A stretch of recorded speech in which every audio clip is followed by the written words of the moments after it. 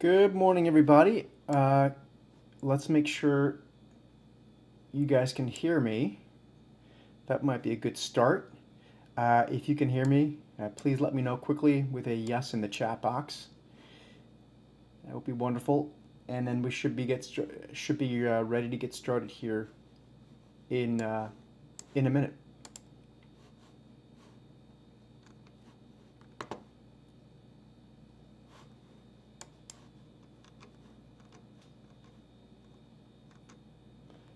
Very good. Excellent.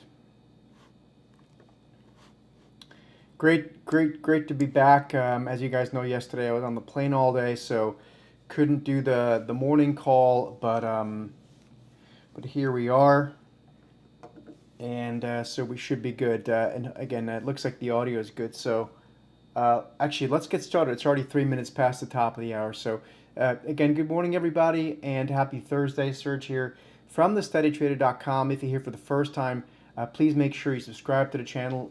Actually, everyone should do that. Thumbs up, like for everyone.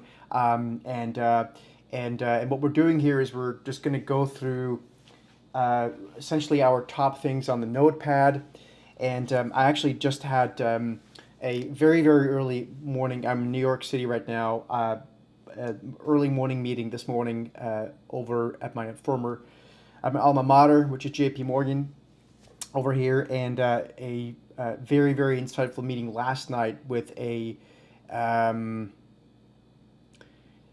um, how do I say this? I guess I'm going to call it a family office, and essentially what the story continues to be is one of de-risking.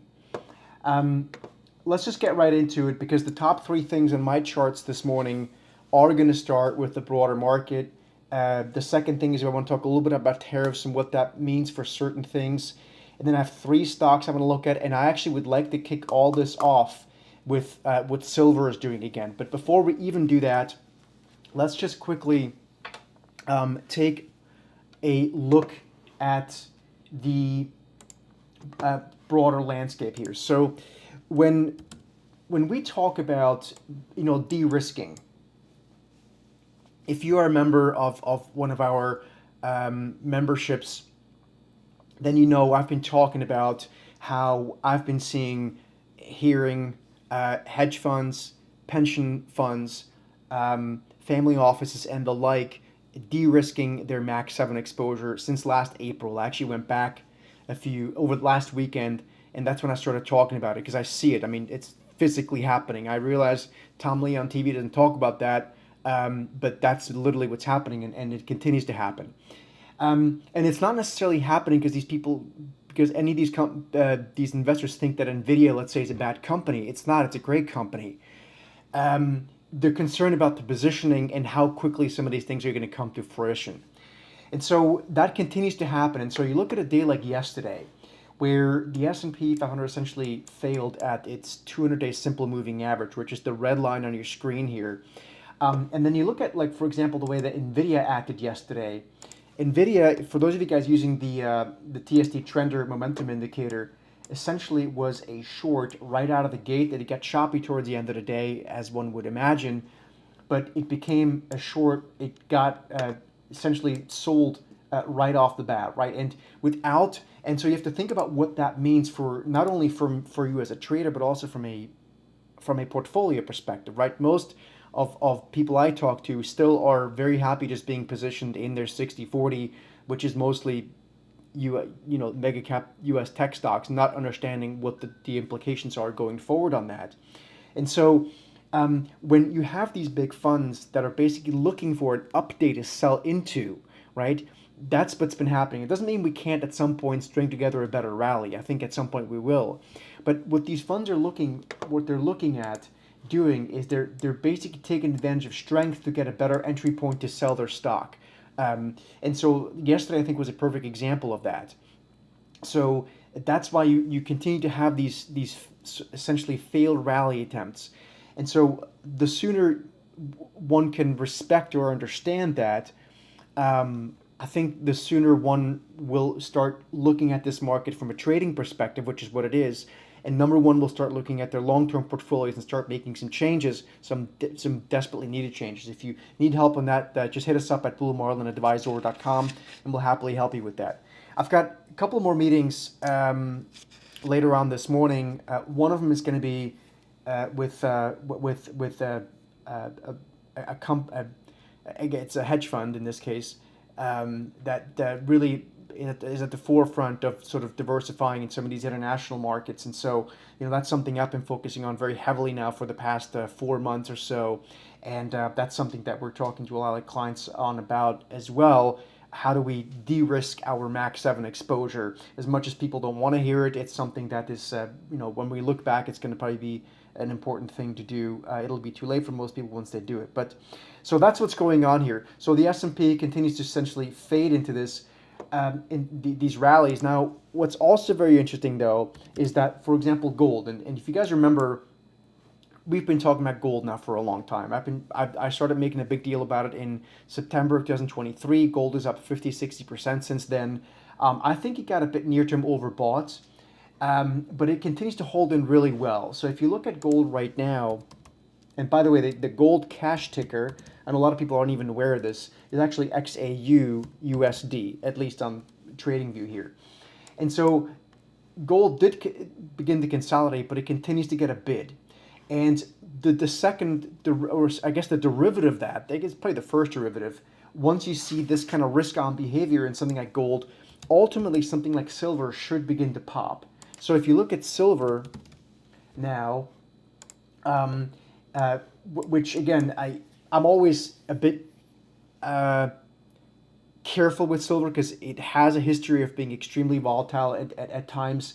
But at some point, enough people are in the gold trade to start taking on more risk and go out and do risky and riskier things. I still think gold could be overbought here and ultimately pull back below 3,000, but clearly last week was early. I've closed my futures shorts against my longs, so I'm just basically neutral now. I'm long again in gold, but I'm really looking to hedge my gold again. But right now, I do think that given what we're seeing here, there is once again an increasing likelihood that gold has another bit of a move higher, and then ultimately reverts back to below 3,000, goes higher. And if that happens in the near term, then I think silver should be able to participate. So I'm actually long a little bit of silver futures here as of this morning, for anyone that cares.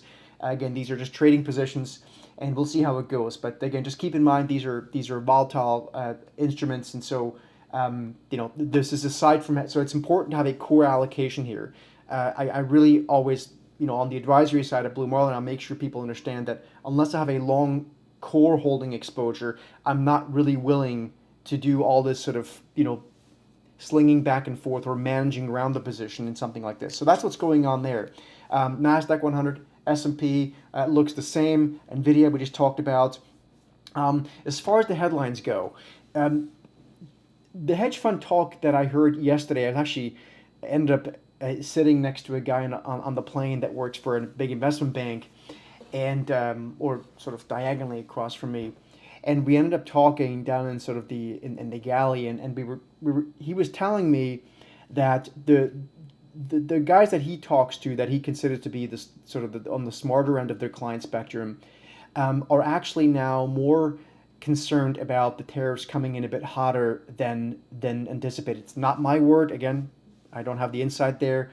It's not his words either, but that's what he's hearing from some of those guys. And it's just because Lighthizer, within his book and all that stuff, has been kind of, very clear about what that means. And so, that's the risk here that we get that. But I personally am not willing to put a trade on that because I just think that's too iffy to make a call on that. I'd rather just be nimble and respect what the market's trying to tell me on a day-to-day basis for right now.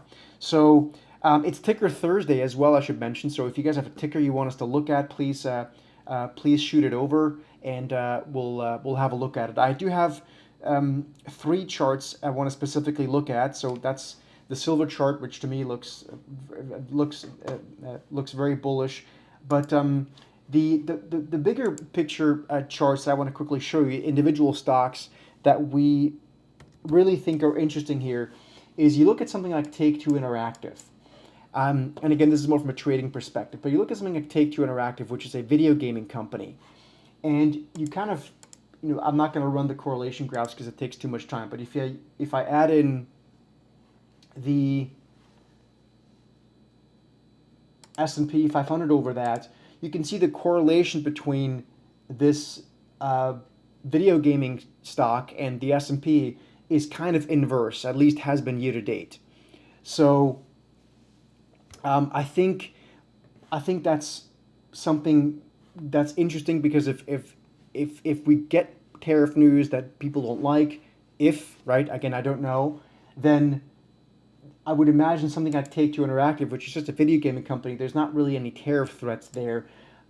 That company could do decently well. So if you're looking for something there on the long side, and then the one that I'm also looking at, and if you are a Credit Spread Authority member, we're actually considering a bull put spread on this one. We haven't done it yet, but you'll receive a trade alert if and when we do.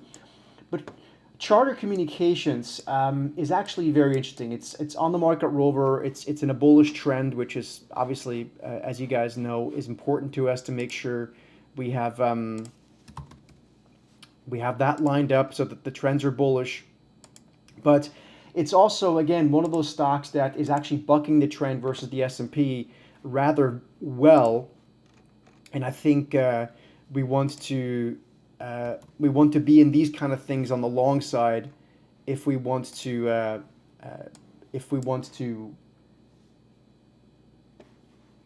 be exposed to the market at all, right, from a trading perspective right now. So that's something there. And a couple of tickers coming through.